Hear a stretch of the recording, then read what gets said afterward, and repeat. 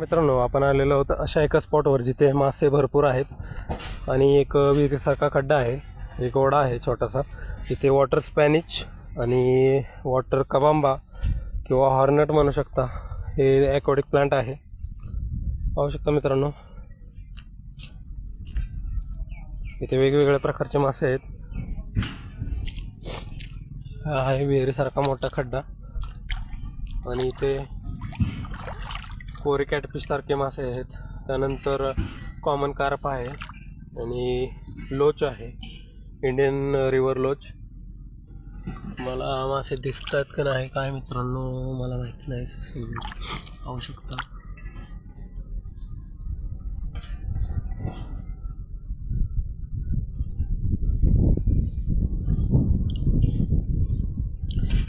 भरपूर प्रमाणामध्ये इथे मासे आहेत.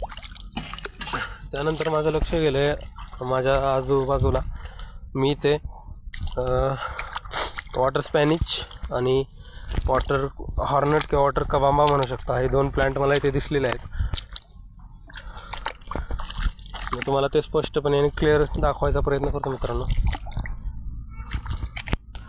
पाहू शकता मित्रांनो, हे आहे वॉटर हॉर्नट. मोठ्या साईजमध्ये हे आहे, पाहू शकता. हे मित्रांनो भरपूर मोठे आहेत, असे माझ्या हातासारखे आहेत, मोठेच्या मोठे. मी तुम्हाला ते स्पष्ट आणि क्लिअर दाखवायचा प्रयत्न करतो. वॉटर स्पॅनिच आहे, पाहू शकता मित्रांनो. वॉटर स्पॅनिच भरपूर आहे, पाहू शकता मित्रांनो. हे वॉटर स्पॅनिचचं पान आहे. जरा पुढे जास्त प्रमाणात वॉटर स्पॅनिच आणि वॉटर कबांबा आहे. मी ते तुम्हाला नीट दाखवतो, क्लिअरली दाखवायचा प्रयत्न करतो मित्रांनो.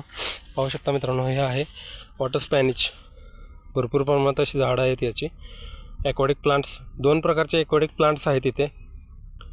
हे आहे वॉटर स्पॅनिच आणि हे वॉटर कबांबाची रोपं वरती आलेली आहेत, पाण्यातून वरती. ही सगळी वॉटर कबांबा आहे. अंडर वॉटरमध्ये पण आहेत मित्रांनो. पाहू शकता मित्रांनो, हे अंडर वॉटर कबांबा आहे आणि हे आहे वॉटर स्पॅनिच. भरपूर प्रमाणात इथे याची भरमार आहे, वॉटर स्पॅनिच आणि वॉटर कबांबा.